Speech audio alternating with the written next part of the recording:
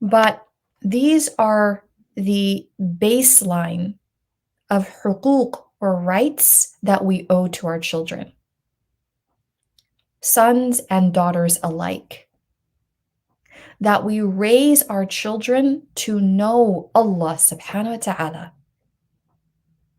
That if we as parents have not sat down with them and taught them basic aqidah and knowing the attributes of Allah subhanahu wa ta'ala, then that is a failure on our part that we must rectify. So that's number one.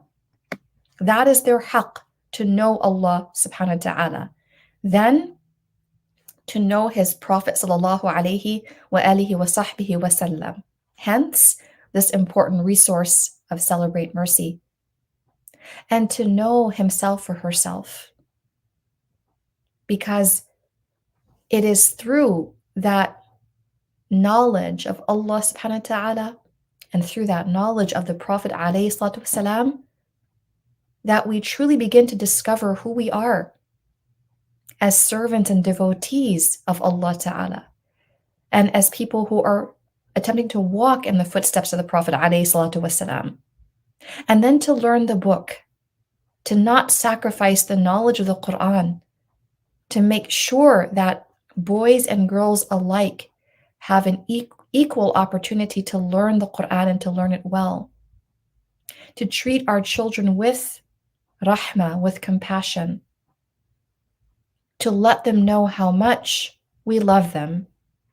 And in this day and age, dear brothers and dear sisters, when so many families, when so many parents in Gaza, in Palestine, and Sudan do not have that ability to ever hold their children again and tell them how much they love them, this becomes extremely important.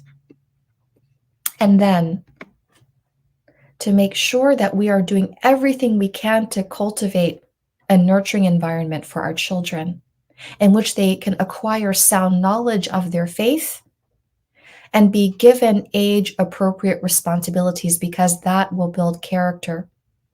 And last, but certainly not least, going back to that point I made about my grandmother, to make sure that they learn the adab of every different situation.